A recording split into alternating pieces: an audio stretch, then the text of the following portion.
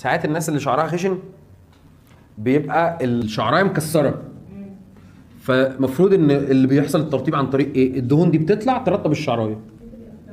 تمام؟ طيب لو انا شعرايتي مكسره مش هعرف امشي التعريجات دي، فالدهون بتيجي تقف هنا اهو، مش هتكمل، فده بيعمل اصلا دهون وبيعمل قشره.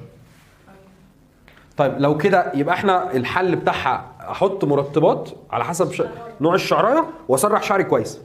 يعني انا لو عشان يتوزع، لان في دهون. يعني في ناس هتلاقي شعرها خشن وعندها قشره، مع ان الشعر الخشن المفروض ان منطقي ان ما فيهوش دهون.